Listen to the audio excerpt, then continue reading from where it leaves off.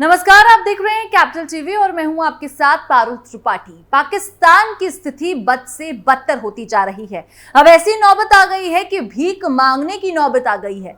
कई महीने मिन्नत करने के बाद $7 बिलियन की भीख पाकिस्तान को मिल गई है, लेकिन शर्तें ऐसी हैं कि कहीं पाकिस्तान की सरकार के निकल न जाए प्राण, ऐसी स्थिति बन सकती है। तो क्या कुछ है पूरा मामला, सब कुछ आपको विस्तार से बताते हैं हमारे खास शो बियॉन्ड बॉर्डर में। चलिए शुरू करते हैं। पाकिस्तानी पीएम गिड़गिड़ाए, तब मिला करोड़ों का कर्ज। पाकिस्तान की मौजूदा आर्थिक संकट से उभरने की अंतर्राष्ट्रीय मुद्रा कोष ने नया बेल आउट पैकेज जारी किया है और प्रधानमंत्री शहबाज शरीफ की बेशर्मी देखिए कि इस नए पैकेज का श्रेय उन्होंने सेना प्रमुख जनरल आसिम मुनीर को भी दे डाला है। इस पैकेज की शर्तें इतनी सख्त हैं कि लागू होने पर जनता का तेल निकलना तय माना जा रहा है, जैसे कि कृषि पर 45% इनकम टैक्स और बिजली के दामों में तगड़ी बढ़ोतरी और ज्यादा टैक्स कलेक्शन होगा। माना जा रहा है कि $7 बिलियन लगभग 58,800 करोड़ रुपए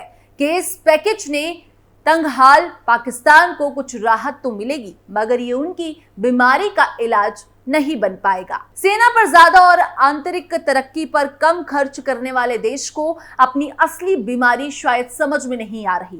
बार बार IMF के आगे हाथ फैलाने पड़ रहे हैं और राहत पैकेज लेने के गुहार लगानी पड़ रही है। अभी एक पैकेज तो मिल गया है, लेकिन इसके साथ कठोर शर्तें भी आई हैं। पड़ोसी मुल्क को बिजली की दरों में वृद्धि, अतिरिक्त कर लगाने और कृषि आयकर में भी सुधार जैसे कठोर कदम उठाने होंगे। बेल आउट पैकेज के तहत पहली किश्त में लगभग $1.1 बिलियन लगभग 9,240 करोड़ की राशि तुरंत जारी की जाएगी। IMF के बोर्ड की बैठक बुधवार को वॉशिंगटन में हुई, जिसमें पाकिस्तान के साथ किए गए समझौते को हरी झंडी दी गई। इस समझौते के तहत पाकिस्तान ने कृषि आयकर में सुधार, कुछ वित्तीय जिम्मेदारियों को प्रांतों में स्थानांतरित करने और सब्सिडियों को सीमित करने का वादा किया है। IMF का पाकिस्तान के लिए छठा पैकेज। पाकिस्तान के प्रधानमंत्री कार्यालय ने पुष्टि की है कि IMF के कार्यकारी बोर्ड ने 37 महीने की समय सीमा के लिए $7 बिलियन का एक्सटेंडेड फंड फैसिलिटी पैकेज मंजूर किया है। यह 1958 से लेकर अब तक पाकिस्तान का 25वां IMF कार्यक्रम है और छठा EFF है। इस IMF कर्ज पर पाकिस्तान को लगभग 5% ब्याज दर का भुगतान करना होगा।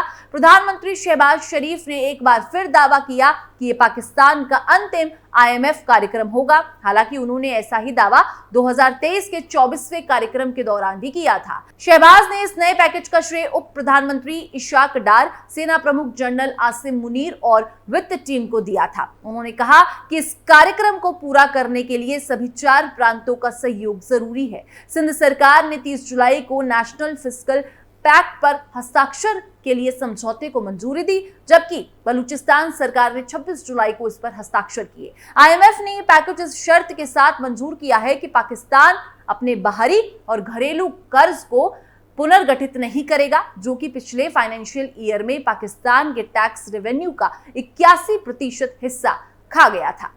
प्रोग्राम के लिए पाकिस्तान में बढ़ाए टैक्स और बिजली के दाम। इस नए बेल आउट पैकेज का उद्देश्य सरकारी फाइनेंस को मजबूत करना, विदेशी मुद्रा भंडार को फिर से खड़ा करना, राज्य स्वामित्व वाली इंडस्ट्री से पैदा होने वाले जोखिमों को कम करना और निजी क्षेत्र के नेतृत्व में वृद्धि को प्रोत्साहित करना है। इस कार्यक्रम हेतु योग्य होने के लिए पाकिस्तान सरकार ने 1.8 लाख करोड़ रुपए यानी कि 1.8 ट्रिलियन के अतिरिक्त कर बढ़ाए, बिजली की कीमतों को 51% तक बढ़ाया और सॉवरेन वेल्थ फंड के मामलों में पारदर्शिता लाने का वादा किया। पाकिस्तान ने IMF की बैठक की तारीख पाने के लिए अपने इतिहास में सबसे महंगा $600 मिलियन लगभग 50.4 अरब का कर्ज लिया। बिजली क्षेत्र की वित्तीय स्थिरता, घाटे में चल रही इकाइयों का निजीकरण और कर राजस्व बढ़ाना IMF कार्यक्रम की मुख्य शर्तें हैं। पहले जहां प्रांतीय बजट IMF के दायरे से बाहर थे, अब ये नया कार्यक्रम प्रांतीय बजट और उनके राजस्व को भी शामिल करता है। लगभग 1 दर्जन IMF शर्तें प्रांतों पर सीधा असर डालती हैं। सभी 4 प्रांतों को 30 अक्टूबर तक अपने कृषि आयकर की दरों को संघीय पर्सनल और कॉर्पोरेटिव आयकर दरों के अनुरूप करना होगा। नतीजतन कृषि आयकर की दर जनवरी अगले साल से 12 से 15% से बढ़कर 45% हो जाएगी। इसके अलावा प्रांतों को बिजली और गैस पर और अधिक सब्सिडी नहीं देनी होगी और नए विशेष आर्थिक जोन या निर्यात प्रोसेसिंग जोन स्थापित नहीं किए जाएंगे। संघीय सरकार को भी 2035 तक किसी नए आर्थिक क्षेत्र की स्थापना करने या वर्तमान क्षेत्रों में कर प्रोत्साहन को समाप्त करने का आदेश दिया गया है। एक अन्य शर्त के अनुसार पाकिस्तान को कार्यक्रम के 3 साल की अवधि के दौरान सकल घरेलू उत्पाद यानी कि जीडीपी का 4.2% प्राथमिक बजट अधिशेष दिखाना होगा। आईएमएफ की शर्तों के तहत यदि टैक्स वसूली में कमी आती है तो सरकार को टैक्स दरों में वृद्धि के लिए एक मिनी बजट लाने के लिए प्रतिबद्ध होना होगा। अब आपको बता देते हैं कि किस तरह भारत के सामने गिड़गिड़ाया पाकिस्तान। इसी साल बाढ़ और महंगाई की मार झेल रहा पाकिस्तान फिर से भारत के साथ व्यापार करना चाहता है। पाकिस्तान के वित्त मंत्री मिफ्ताह इस्माइल ने एक बयान जारी किया था। उन्होंने भारत के साथ फिर से ओपन ट्रेड शुरू करने की बात कही थी।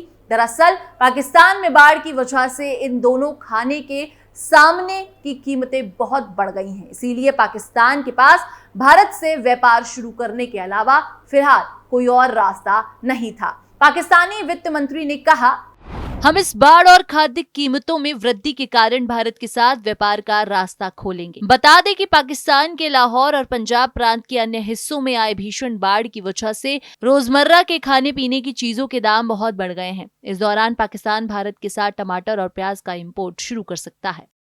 लाहौर बाजार के एक थोक व्यापारी जवाद रिजवी ने बताया कि लाहौर के बाजारों में टमाटर और प्याज की कीमत कम से कम 500 रुपए और 400 रुपए किलो रही है। हालांकि बाजारों में टमाटर और प्याज समेत अन्य सब्जियां नियमित बाजारों की तुलना में 100 रुपए प्रति किलोग्राम कम कीमत पर उपलब्ध थी। उन्होंने कहा कि आने वाले दिनों में खाद्य पदार्थों की कीमतें और बढ़ेंगी क्योंकि बाढ़ के कारण बलूचिस्तान, सिंध और दक्षिण पंजाब से सब्जियों की आपूर्ति पूरी तरह प्रभावित हो रही है। रिजवी ने कहा कि आगामी दिनों में प्याज और टमाटर की कीमत 700 रुपए प्रति किलो के पार हो सकती है। इसी तरह आलू की कीमत 40 रुपए किलो से बढ़कर 120 किलो हो गई है। तो इस तरह से पाकिस्तान की हर किसी के सामने गिड़गिड़ाने की आदत हो गई है। और एक और इसी तरह का मंजर आपको बता देते हैं, जब पाकिस्तानी भिखारियों से सऊदी अरब परेशान। सऊदी अरब ने पाकिस्तान से आने वाले भिखारियों की बढ़ती संख्या को लेकर शहबाज सरकार को एक बार फिर से चेतावनी देती है। पाकिस्तान से हर साल बड़ी संख्या में लोग उम्रा वीजा पर सऊदी अरब जाते हैं और वहां भीख मांगने लग जाते हैं। Pakistani website the Tribune express के मुताबिक सऊदी हज मंत्रालय ने पाकिस्तान के धार्मिक मामलों के मंत्रालय से कहा कि वो इस पर जल्द रोक लगाएं। मंत्रालय ने कहा कि अगर पाकिस्तान सरकार ऐसा नहीं करती है तो इस पर असर पाकिस्तानी उम्रा और हज यात्रियों पर पड़ सकता है। रिपोर्ट के मुताबिक भिखारियों को सऊदी भेजने से रोकने के लिए पाकिस्तान के धार्मिक मामलों के मंत्रालय ने उम्रा एक्ट लाने का एक फैसला लिया है। इसका मकसद उम्रा वीजा दिलाने में मदद कराने वाली ट्रैवल एजेंसियों को रेगुलेट करना और उन्हें कानूनी निगरानी के तहत लाना होगा। इससे पहले मंगलवार को भी सऊदी राजदूत नवाफ बिन सैद अहमद अल मिल्की और पाकिस्तानी गृह मंत्री मोहसिन नकवी के बीच मुलाकात हुई थी। इसमें नकवी ने राजदूत को यकीन दिलाया था कि सरकार सऊदी अरब में भिखारियों को भेजने के लिए जिम्मेदार माफियाओं के खिलाफ सख्त कदम उठाएगी। रिपोर्ट के मुताबिक गृह मंत्री नकवी का मानना है कि ऐसी घटना पाकिस्तान की छवि को नुकसान पहुंचा रही है। इस पर नकेल कसने के लिए अब संघीय जांच एजेंसी यानी कि FIA को जिम्मेदारी दी गई है। रिपोर्ट के मुताबिक पिछले महीने ही कराची एयरपोर्ट पर 11 लोगों को पकड़ा गया था। ये सऊदी जा रही एक फ्लाइट में बैठने की तैयारी में थे। पूछताछ में पता चला कि उनका मकसद वहां जाकर भीख मांगना था। इसी तरह अक्टूबर 2023 में भी लाहौर एयरपोर्ट पे एक फ्लाइट में सवार 16 लोगों को प्लेन से उतारा गया था और गिरफ्तार किया गया था। ये भी वहां भीख मांगने जा रहे थे। पिछले साल भी सऊदी अरब ने की थी शिकायत। पिछले साल सितंबर में ओवरसीज अधिकारियों की मीटिंग में सऊदी अरब ने पाकिस्तान से हज का कोटा देने में सावधानी बरतने को कहा था। सऊदी अधिकारियों ने पाकिस्तान से भिखारियों को और जेबकतरों को ना भेजने के लिए कहा था। सऊदी अरब ने कहा था कि उनकी जेल ऐसे लोगों से भर चुकी है। तब भी पाकिस्तानी अधिकारियों ने इस पर रोक लगाने का आश्वासन दिया था। दुनिया भर में गिरफ्तार होने वाले 90% भिखारी पाकिस्तानी। पाकिस्तानी वेबसाइट डॉन के सितंबर 2023 की एक रिपोर्ट के मुताबिक दुनिया भर में गिरफ्तार होने वाले भिखारियों में से 90% लोग पाकिस्तानी मूल के होते हैं। इन भिखारियों की बढ़ती संख्या से यूएई सरकार भी परेशान है। डॉन की अगस्त की एक रिपोर्ट के मुताबिक यूएई उन पाकिस्तानियों को भी वीजा देने से बचता है जिनके बैंक अकाउंट में पर्याप्त पैसे नहीं हैं। इसी साल मार्च में रमजान महीने में दुबई प्रशासन ने इन भिखारियों के खिलाफ अभियान चलाया था। इस दौरान 200 से ज्यादा लोगों को गिरफ्तार किया गया था। इसमें लगभग आधी महिलाएं थीं। तो इस तरह से पाकिस्तान पूरी दुनिया में अपनी बेइज्जती करवाता रहता है। फिलहाल इस खबर में बस इतना ही। बाकी देश और दुनिया की तमाम खबरों के लिए आप देखते रहिए कैपिटल टीवी।